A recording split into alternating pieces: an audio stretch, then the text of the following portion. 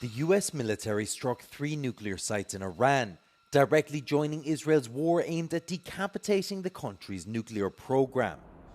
The decision to directly involve the US comes after more than a week of strikes by Israel on Iran that have targeted its nuclear enrichment facilities. There will be either peace or there will be tragedy for Iran far greater than we have witnessed over the last 8 days. Remember, there are many targets left. Tonight's was the most difficult of them all, by far, and perhaps the most lethal. But if peace does not come quickly, we will go after those other targets with precision, speed, and skill. Tehran's Revolutionary Guard Corps said the war starts right now following the attacks. Iran had previously pledged to retaliate if the US joined the Israeli assault, with its supreme leader warning strikes would result in irreparable damage to the US.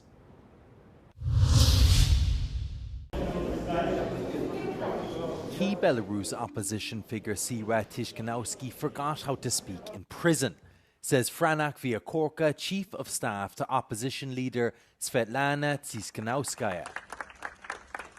In an exclusive statement to Euronews, Vyakorka details the surprise release of Belarus political prisoners on Saturday, also providing key political context elements to the US brokered deal. The visit of Trump's envoy Kellogg to Minsk maybe didn't bring any changes for Ukraine's peace talks, but it brought a very concrete result: released political prisoners, including Sergei Tsikhanouski. What other efforts didn't succeed, American effort did work. Belarusian dictator Alexander Lukashenko's regime arrested Tsikhanouski as the then Belarusian opposition presidential candidate and Lukashenko's direct opposition. We have to help Ukraine so much as possible because our fate depends on the fate of Ukraine. But on the other hand, we should not forget human rights. We should not forget political prisoners, all those people who suffered for their political position, for supporting Ukraine, for fighting for democracy. And the European Union and the United States have to work together in coordination. Since last year, Lukashenko has been pardoning small numbers of imprisoned critics in what analysts see as a signal that Minsk is seeking to ease tensions with the West.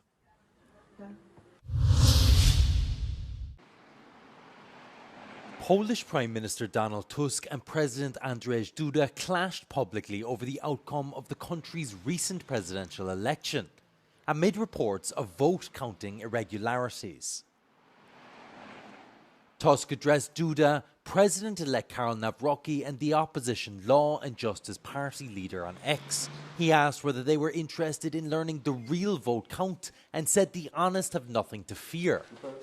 Duda responded that the ruling camp was unable to accept defeat, saying he wasn't curious about the result because he already knew it.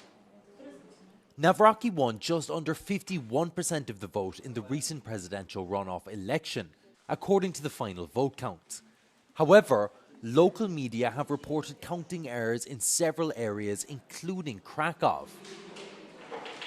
Officials there admitted to misattributing votes cast for a Liberal candidate to Nawrocki. The Supreme Court last week ordered a review of ballots from 13 electoral commissions.